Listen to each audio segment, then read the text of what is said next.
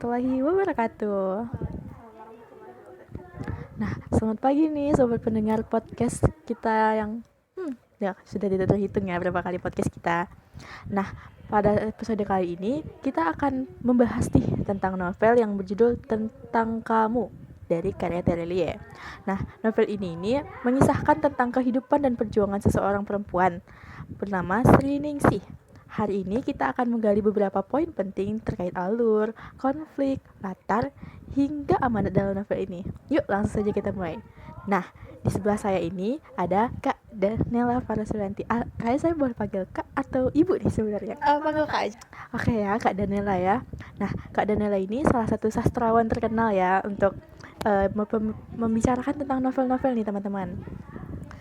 Boleh Kak langsung tanya aja kita nih? Jawab atau kakak memperkenalkan diri kakak dulu? Oke, terima kasih kepada Kak Mala yang udah memperkenalkan saya. Semuanya, halo semuanya para penggemar podcast. Perkenalkan, nama saya Danela Farasulianti, salah satu sastrawan yang bergerak di bidang novel. Jujurnya saya tuh tertarik sekali dengan novel karena novel itu menyimpan cerita yang bahkan kita sebagai pembacanya itu terkadang terbawa alur oleh penulisnya nih tentang novel. Oleh karena itu seperti karya-karya sebelumnya itu, bahkan novel juga membawa kita sebagai pembacanya itu menemukan amanat apa sih yang ingin disampaikan penulis dan apa sih manfaatnya untuk kita di masa depan gitu Kak. Ya, saya juga kurang lebihnya setuju sih sama apa yang Kak Dana bilang. Nah, kita langsung saja ke sesi kita yang itu sesi tanya jawabnya, kayak kita sesi sharing-sharing juga bisa dibilang. Nah, untuk pertanyaan pertama ini Kak Dana, kalau menurut menurut Kak Daniela sendiri nih, mengapa sih Terelia memilih menggunakan, kita bahas dari alurnya dulu ya Kak, memilih alur campuran dalam menceritakan kisah Sri Ningsih ini? Kayak kenapa sih ini bisa mempengaruhi cara pandang pembaca dalam memahami cerita ini? Silakan Kak. Ya, baik. Jadi yang digunakan Terelie dalam novel Tentang Kamu ini menggunakan alur campuran yaitu maju dan mujur ya Kak. Ya. Jadi untuk alur majunya itu berawal dari kisahnya si zaman dulu, di mana zaman ini sebagai orang yang akan membawakan dari cerita Ningsih. Dia yang akan menelusuri cerita Ningsih. Lalu selanjutnya dia Sri Ningsih ya, kehidupan Sri Ningsih yang di masa lalu nih Kak. Jadi ada beberapa narasumbernya juga, seperti kayak di setiap daerah di mana dia punya historinya. Nah, itu dia diceritakan di situ dan balik lagi ke masa lalu. Jadi selalu bergantian gitu alurnya ya Kak. Nah, alur ini nih yang bikin pembaca itu menarik Kak, karena dibawakan sama Terelia itu bukannya secara kayak eksplisit di kisah langsung flashback on ini segala macam tuh enggak Kak. Jadi tuh langsung dari narasumbernya menjelaskan dengan kayak awal mula kisahnya seperti apa. Lalu juga ini nih alurnya ini memungkinkan di mana cerita itu mampu bergerak di masa kini dan juga di zaman lalu. Nah, secara detailnya itu pembaca ini dapat mengetahui bahkan merasakan euforia dari ceritanya sendiri kayak Kak, terkhusus cerita masa lalunya, karena dibawakan penulis dengan bahasa yang mampu kita pahami, karena kayak masa lalunya mungkin yang seperti tahun 1960-an yang bahkan mungkin pembaca yang sekarang itu harus perlu memahami setiap kosakatanya, tapi dibawakan penulis dengan bahasa yang lugas seperti saat ini gitu.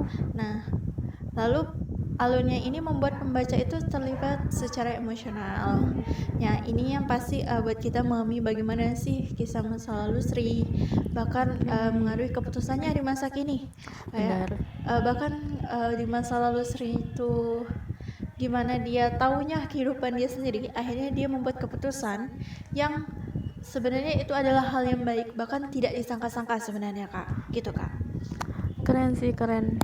Saya pribadi ini kan bukan pembaca dari novel-novel karya Terelia ya Kak ya. Jadi saya sangat menyukai nih, kayak kami akan membahas ini, kayak saya penasaran banget nih Kak.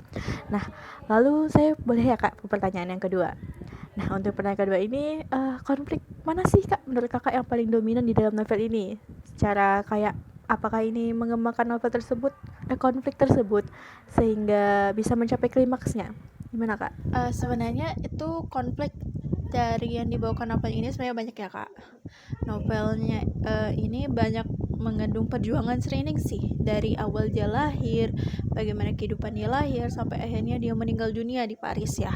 Nah, mulai dari mungkin konflik masih awalnya itu yang konflik masalah keluarga, di mana dia harus kehilangan orang tuanya, akhirnya hidup bersama keluarga bersama ibu tirinya, merawat adiknya. Dia dijadikan oleh ibunya itu hanya seorang pembantu ibaratnya.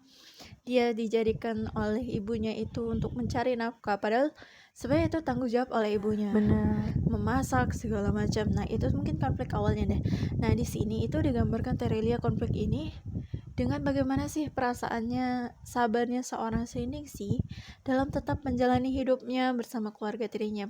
Itu bukan waktu yang sebentar, karena mungkin sekitar sampai dia beranjak remaja, kemungkinan sekitar belasan tahun dia hidup bersama ibu tirinya ya kak, sampai akhirnya ibu tirinya meninggal dunia dalam kebakaran rumahnya. Itu juga ujiannya ketika dia kehilangan semuanya, dia bersama adiknya. Lalu sebenarnya yang paling konflik batinnya itu di pengkhianatannya kak.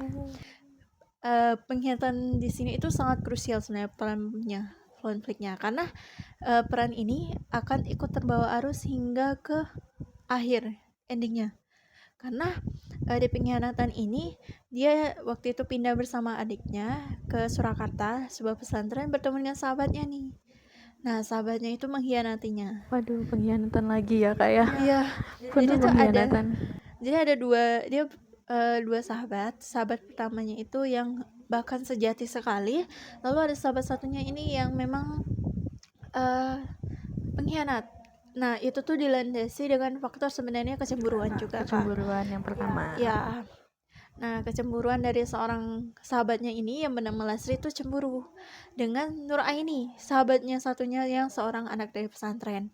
Alasannya mendasari itu biasanya itu kak, karena dia merasa kan si Lasri ini kan sudah menikah ya kak. Betul. Nah suaminya ini disaingi oleh suaminya Ibu Nur Aini.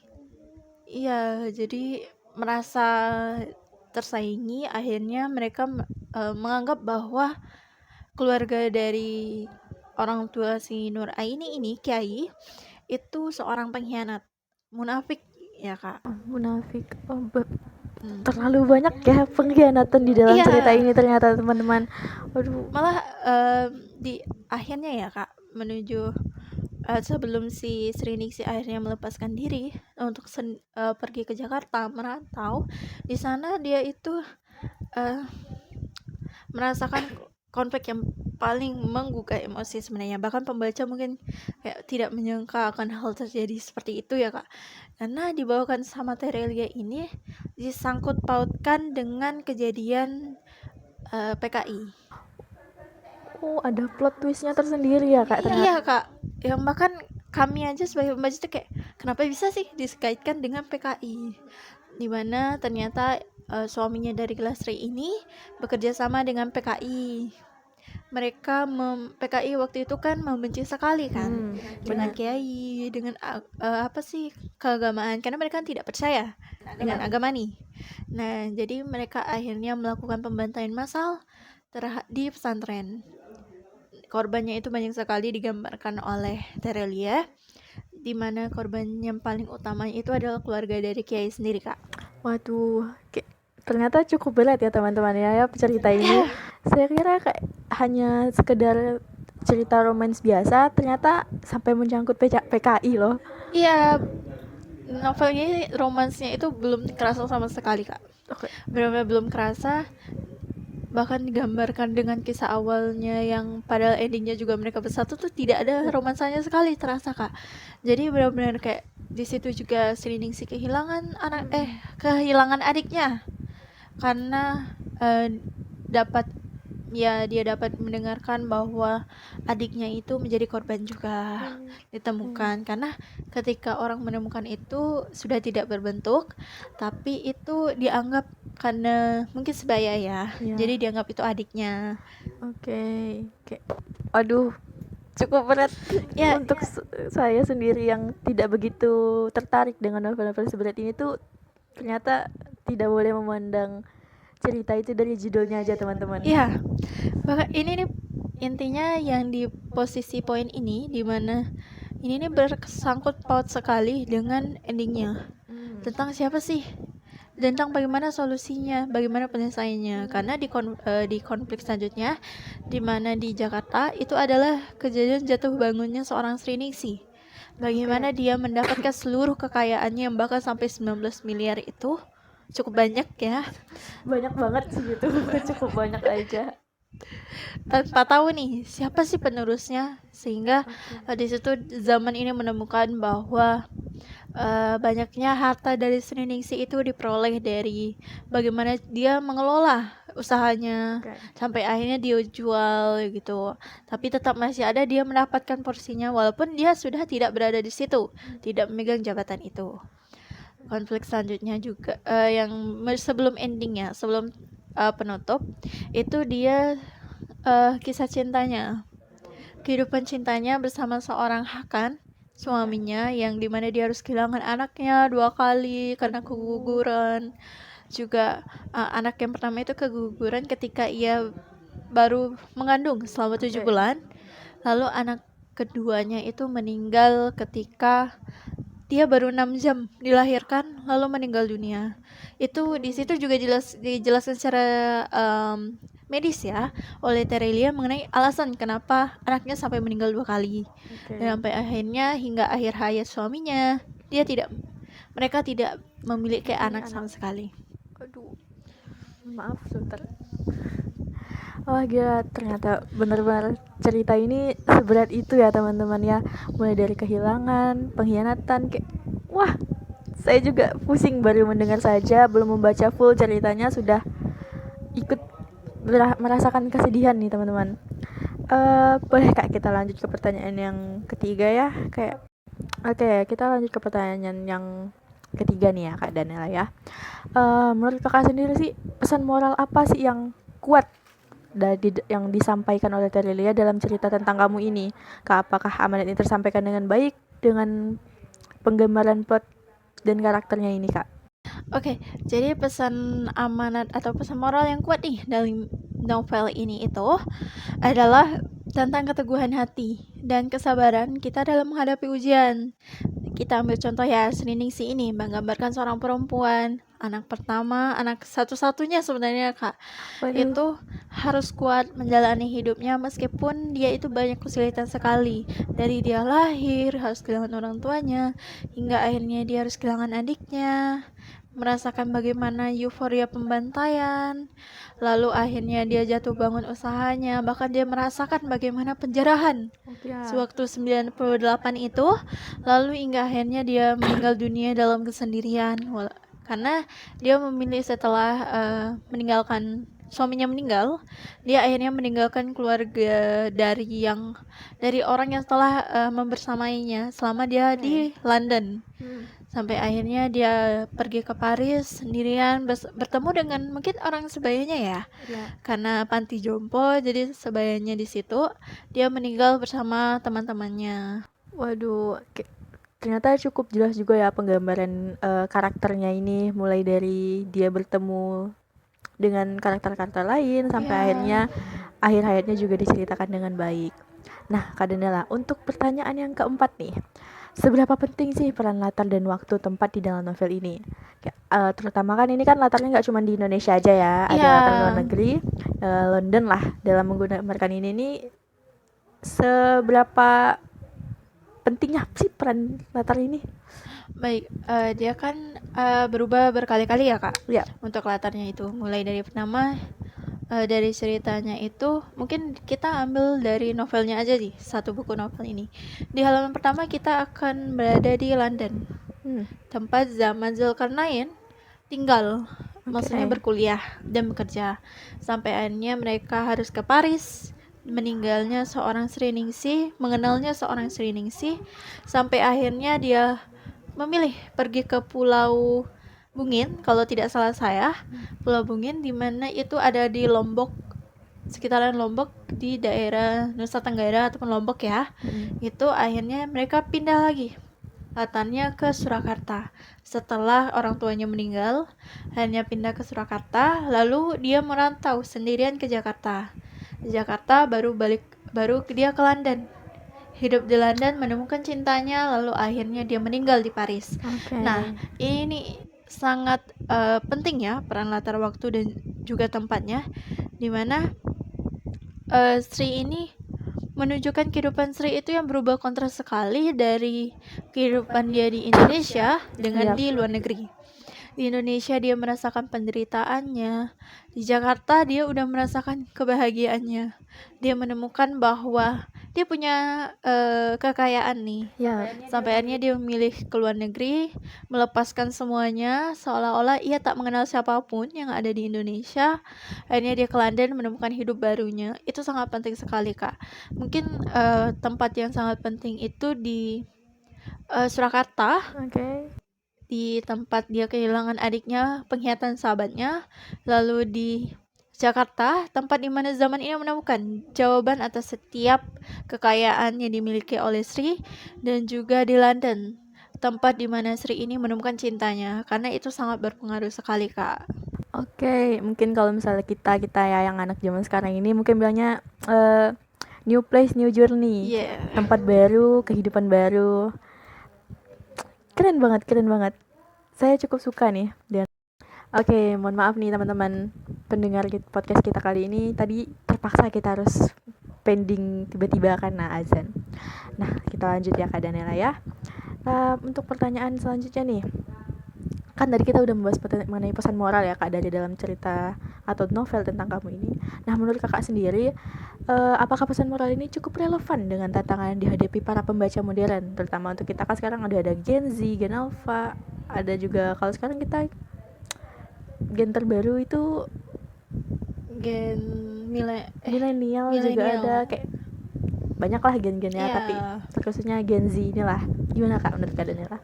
Baik, tentunya ini sangat relevan ya, meskipun ya latar cerita dari Seneningsi ini dibawakan pada tahun-tahun yang sebenarnya itu masuk ke dalam tahun-tahun sejarah ya, Iya, tahun-tahun sejarah krusial Indonesia khususnya.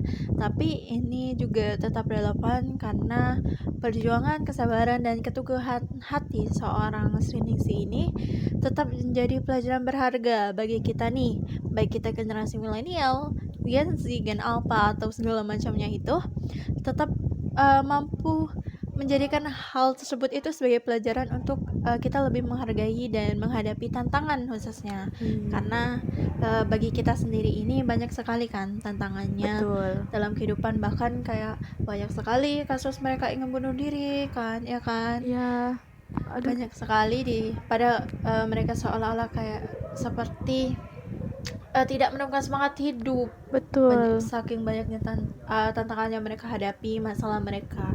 Nah, dengan cerita hidup Seningsi itu, kita juga dapat ambil nih pelajaran bagaimana kuatnya seorang Seningsi menghadapi segala masalah yang ia terima, tantangan yang ia terima.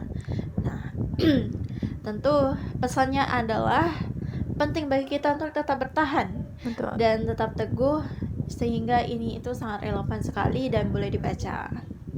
Wih, keren banget ini Farmisa. Teman-teman, saya setuju sih apa yang dibilang sama Kak Dela tadi. Apalagi di bagian kayak jangan mudah menyerah deh, intinya kan Kak Dela kan. Oke, lalu kita ke pertanyaan terakhir nih. Sayang banget nggak terasa kita udah di pertanyaan yang terakhir nih. Nah, dari Kak Dela sendiri, bagaimana sih karakter tambahan seperti Lastri dan juga si Zaman Zulkarnain ini berperan dalam memajukan konflik dalam cerita tentang kamu ini? Baik, peran dari seorang Lastri dan juga Zaman Zulkarnain bakalan kita bahas nih, Kak.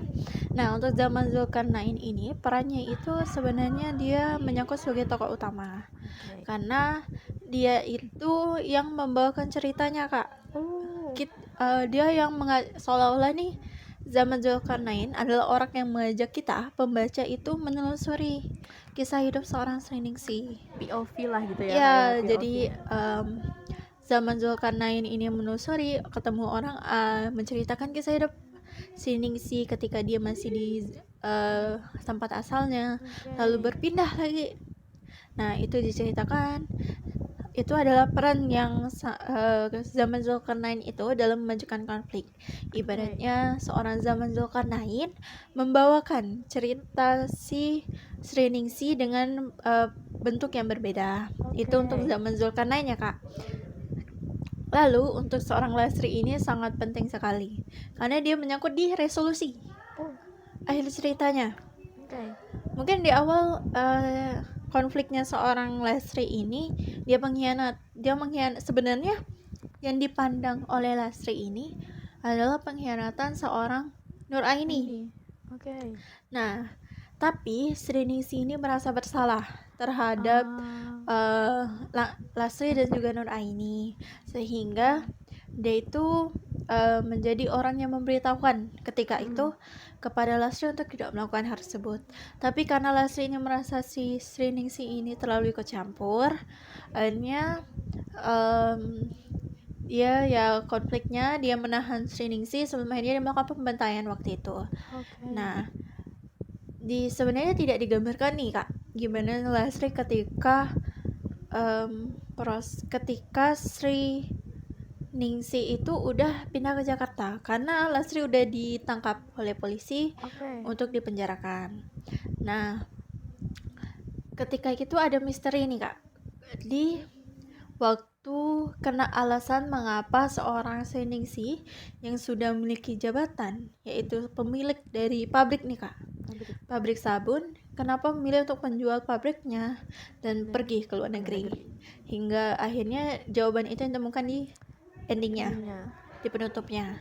Nah, Lastri ini ketika penutupnya itu menjadi orang yang akan mengganggu harta warisan seorang Sri Ningsi. Mungkin nanti bagi pembaca akan menemukan plot twistnya di sini. Karena jujur ketika saya pertama kali baca ya Kak, saya menemukan plot twistnya tuh di sini. Bagaimana? Saya bahkan nggak menyangka. Saya pikir ketika selesainya cerita dia di Surakarta, tidak ada sangkut pautnya lagi ketika di penutup, ketika sudah di Paris. Ternyata itu sangat sangkut paut sekali, sehingga kita harus benar-benar membaca di setiap part, setiap babnya hingga ke endingnya untuk kita memahami solusinya yang dibawa oleh penulis. Teman-teman, ternyata ceritanya ini nggak benar-benar bukan cerita biasa nih kan ya. Semua halnya ada sangkut pautnya, mulai dari plot twist, karakter, cerita, dan yang paling terakhir pesan moral yang ingin saya sampaikan teman-teman, mungkin mewakili Kak Daniela juga ya tentang novel tentang kamu ini.